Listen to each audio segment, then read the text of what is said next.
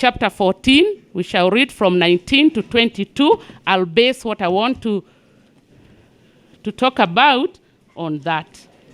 Then Jews from Antioch and Iconium came there, and having persuaded the multitude, they stoned Paul and dragged him out of the city, supposing him to be dead. However, when the disciples gathered around him, he rose up and went into the city, and the next day he departed with Barnabas to Derbe.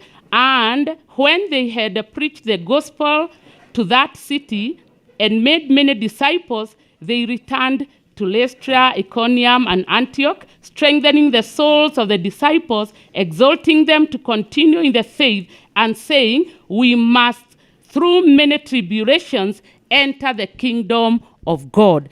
The story of Paul is a story that encourages me, encourages many, many young people and young men like you, because this is a servant of God, that God transformed his life, and he purposed to live his life, and at the end of his life, he glorified God, and he did what God wanted him to do. The topic of my message today, I've given it, Awakening the Greatness Within. What is greatness? Before we now start awakening this greatness, let's understand what is greatness. It is our capacity to navigate hardship with ability and grace.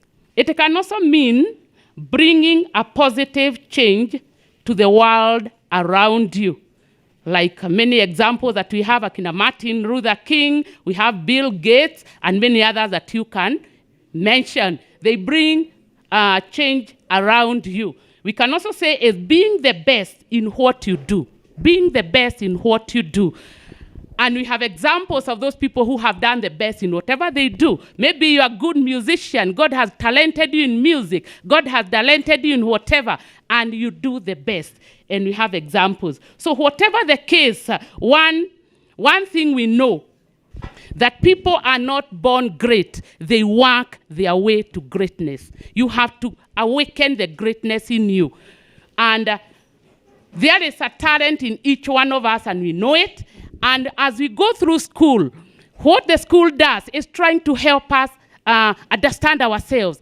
And as we connect with God, he is able also to reveal to us that what is that he deposited in you and me, that I may awaken it and use it for the glory and honor of God. Paul was focused. Paul was worked very hard, and he persevered. If you I know you have read the story of Paul or the works of Paul. Paul was somebody who was never moved by anything. Whatever he believed, whatever city he entered, and he knew that God wanted me to say this, he said it. And therefore, that is why today we read of Paul. Why? Because he was focused, he worked very hard, he persevered. Paul faced opposition in the church, and even outside, he faced what? He was persecuted.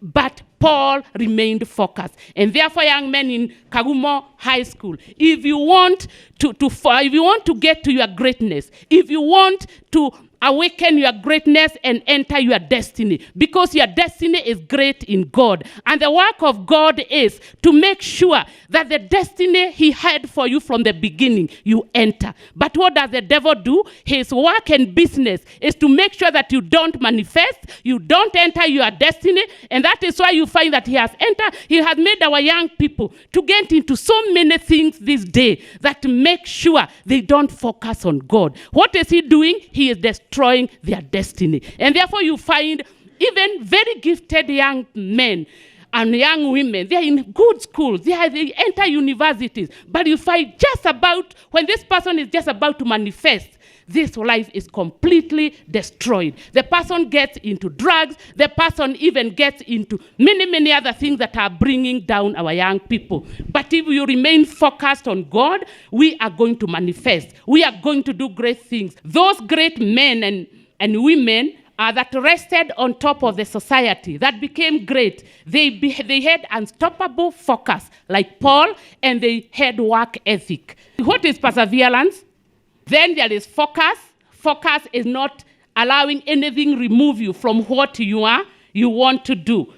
And then there also have to be commitment and hard work. if you follow the story of Paul, if he wanted to go to a certain city and preach the gospel, because the Spirit of God has sent him there, it didn't matter what was in his way. He suffered shipwreck many times, maybe 2 or 3 times, but he could finally get into the island. And when he got there, God, he did signs and wonders. He healed people. He was called names. Man, people could not understand him, but Paul never stopped what he was supposed to do. Can you tell your neighbor, can you be a Paul today? Can you emulate Paul today?